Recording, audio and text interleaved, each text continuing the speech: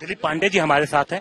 Sir, कोई बातचीत हो पाई किसी ने प्रयास किया, लेकिन पुलिस के साथियों द्वारा बताया गया कि यहाँ पे कोई है नहीं। हालांकि कल जब हमने अप्रोच किया था तो हमारा पत्र किसी ने रिसीव तो किया था, यहाँ पे रिसीविंग भी दी थी हमें, बट अगर कोई नहीं है और सीधे सीधे संवाद और संपर्क नहीं हो पा रहा तो हम उम्मीद करते हैं कि आप मीडिया के साथियों के जरिए हमारी बात माननीय मंत्री महोदय तक पहुंच जाए और वो थोड़ा सा इंटर स्टेट कोऑर्डिनेशन कर दें, क्योंकि कई तरह के इवेंट सामने निकल के आ रहे हैं। यूपी की ओर से कुछ प्रॉब्लम्स हैं, हरियाणा की ओर से कुछ प्रॉब्लम्स हैं। इन प्रॉब्लम्स को सिर्फ और सिर्फ सेंट्रल गवर्नमेंट के मीडिएशन के जरिए ही रिजॉल्व किया जा सकता है, और कोई तरीका नहीं है। दिल्ली सरकार क्या क्या कर रही है सर पानी के संकट को दूर करने? सरकार, दिल्ली की सरकार के मंत्री, जल बोर्ड के अधिकारी, डीएम, एसडीएम 24/7 ग्राउंड पे हैं।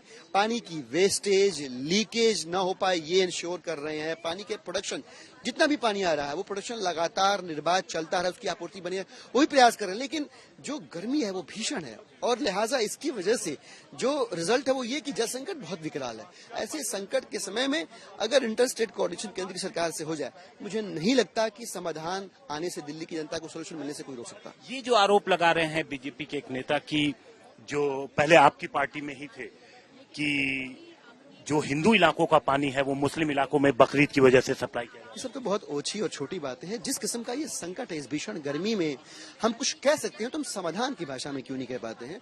इस विकराल संकट के समय हम एक दूसरे को साथ दे दें या धक्का दे दें, ये अवसर हमारे पास है। और ऐसे में अगर कोई इस तरह की बात करता है तो मुझे लगता है कि वो राजनीतिक धूर्त है या राजनीतिक मूर्ख है। इस तरह के विवादपूर्ण टिप्पणियों से बचकर हम अगर समाधान के ऊपर काम करें, मिलजुल कर दिल्ली की जनता के, देखिए जल का संकट जीवन का संकट होता है। जीवन के संकट के समय यह राजनीति करने का विषय उस संदर्भ नहीं है। आप समाधान के ऊपर काम कर सकते हैं तो करिए। आपकी पार्टी की सरकार है, आपकी पार्टी के मंत्री हैं, इंटर स्टेट कोऑर्डिनेशन की उम्मीद है, वो करवा दीजिए, दिल्ली वालों को राहत मिल जाए। सवाल और सर, विपक्ष आरोप लगा रहा है कि आम आदमी पार्टी जब भी कोई समस्या होती है दूसरों के ऊपर, चाहे यमुना में प्रदूषण हो या पानी की कमी हो या पोल्यूशन हो, वो पड़ोसी राज्यों पे आरोप लगा। हम बिल्कुल ऐसा नहीं कर रहे। हम कह रहे हैं कि भाई दिल्ली की सरकार की जल मंत्री महोदय हैं वो लगातार ग्राउंड पे हैं। आम आदमी पार्टी के विधायक पार्षद लगातार ग्राउंड पे हैं। पानी की वेस्टेज, लीकेज, प्रोडक्शन 24/7 सब मॉनिटर कर रहे हैं, वॉच कर रहे हैं। लेकिन अगर मुनक कैनाल से वाटर माफिया पानी चुरा रहा है तो इसमें दिल्ली की सरकार क्या कर पाएगी भाई साहब?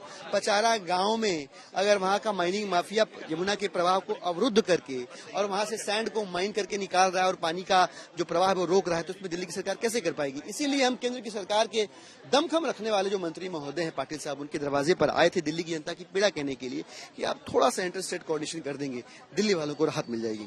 तो दिल्ली वालों को राहत मिल जाए इसलिए दिलीप पांडे अपने तमाम साथियों, अब विधायकों के साथ सीआर पाटिल से मिलने उनके घर पहुंचे थे, लेकिन जानकारी ये निकल के आ रही है कि उनके घर पर फिलहाल कोई मौजूद नहीं है।